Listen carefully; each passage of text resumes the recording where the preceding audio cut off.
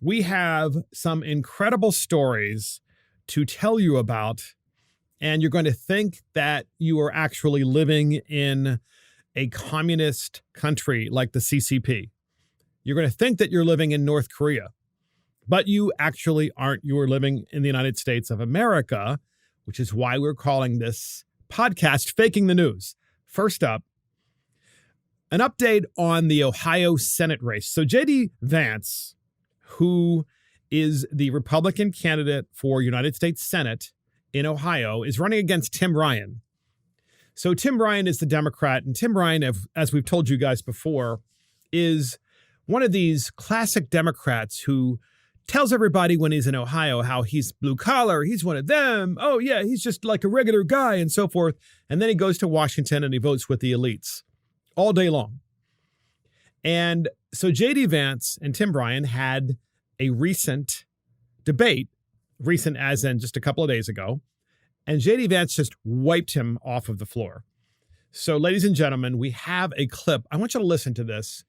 And it's important, this clip, because it goes to kind of a broader teaching moment for the Republican Party, namely that everyone knew in 2022 the Democrats were going to say, well, you must be a MAGA Republican and therefore you're an extremist and MAGA Republicans need to be wiped off the face of the earth, which, by the way, Tim Ryan said, and he said many times prior to the debate. And so J.D. Vance was ready for this. And now the Democrats are actually wishing they had never said that because J.D. Vance says something that's just more reasonable. We have the clip of this debate. And here it is. Here it is. We need leaders who have courage to take on their own party. And I've proven that.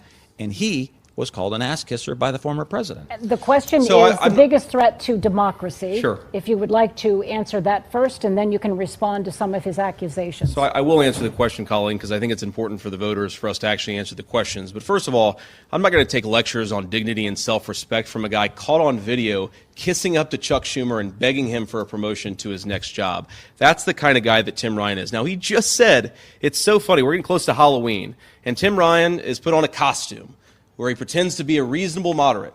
But in fact, he said he stands up to his own party. The last two Congresses, Tim, you voted for Nancy Pelosi and Joe Biden 100%. You consistently toe the party line on every single issue. I wish that you were the reasonable moderate. You said you were, because then Youngstown may have not lost 50,000 manufacturing jobs during your 20 years. So that was just crushed Tim Ryan. So that was J.D. Vance at the end saying, yeah, Youngstown lost 50,000 jobs during the years that you have served as a United States congressman representing Youngstown and other surrounding areas. But now, Tim Ryan, you're going to be a United States senator.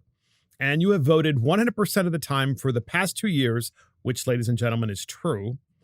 Tim Ryan has voted 100% of the time for the last 2 years with Nancy Pelosi and Joe Biden.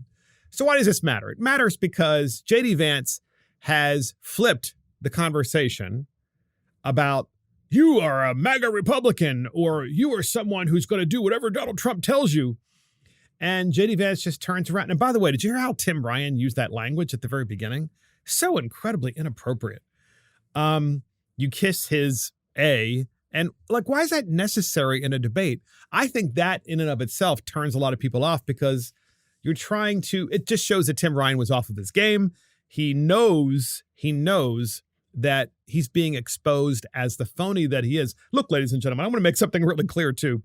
In the United States of America, it has been the Republican Party and the Democrat Party who have largely sold out the working men and women of this country. That is the people that work in the factories, the people that work in blue-collar jobs, the people that work in manufacturing.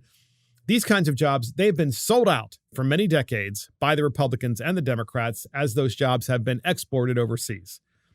That is a fact. The difference is, in this particular Ohio United States Senate race, you have J.D. Vance, who grew up in Appalachia, okay? That's where he grew up. He grew up dirt poor. His mother was an addict, a drug addict.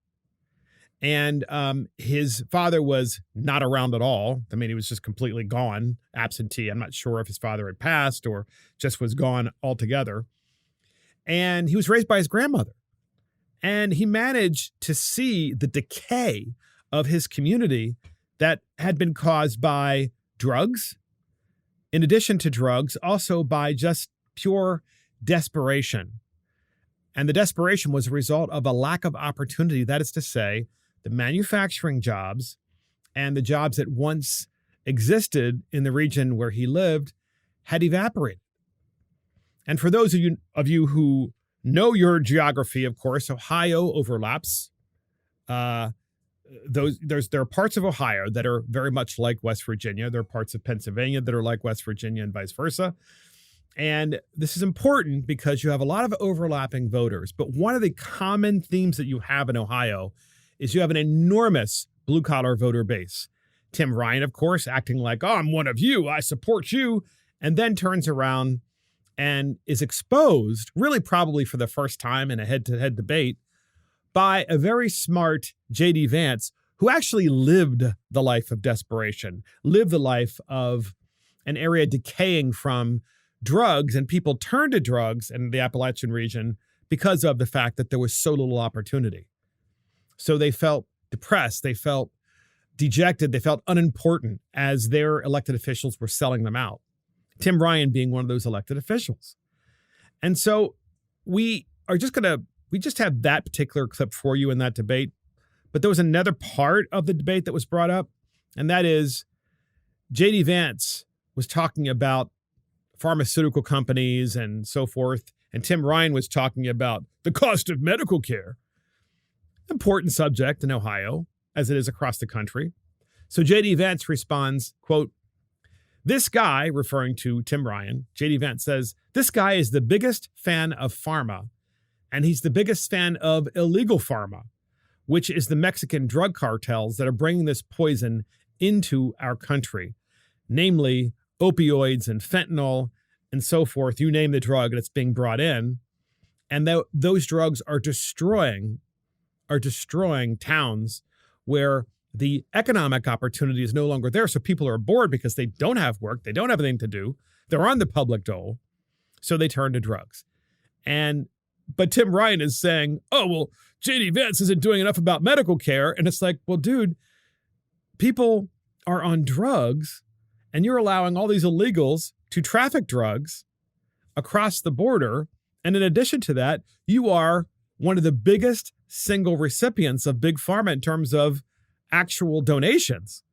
And you're telling me I'm the guy that's the bad guy? I don't think so. Moreover, J.D. Vance is like, I'm the guy that grew up in this region of Appalachia, that overlaps, of course, Ohio and Pennsylvania, West Virginia. And I'm the guy that grew up there, and my family suffered because of these very issues, and nothing has changed. Nothing.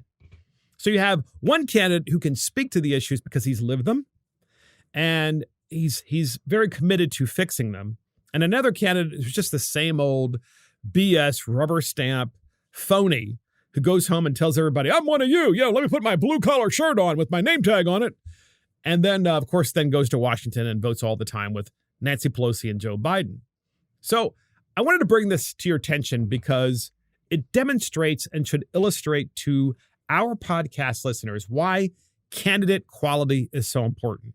Candidate quality is not just for winning elections. It's also because you have someone who is actually intelligent enough to want to fix things and is committed to fixing things. And that is definitely J.D. Vance. I have to tell you, I'm hoping he wins. I'm praying this guy wins because he's one of those individuals who can bring a lot of solutions based on his past to not just to the state of Ohio, but also to the United States of America, because he's not going to put up with these sellout rhinos who are selling their country out to China and to other countries. And he's not going to put up with the sellout Democrats who are doing the same thing.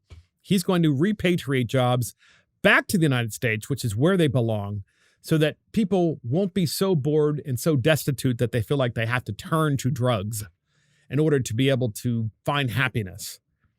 And so, way to go, J.D. Vance. We wish you well in this upcoming election next month in November.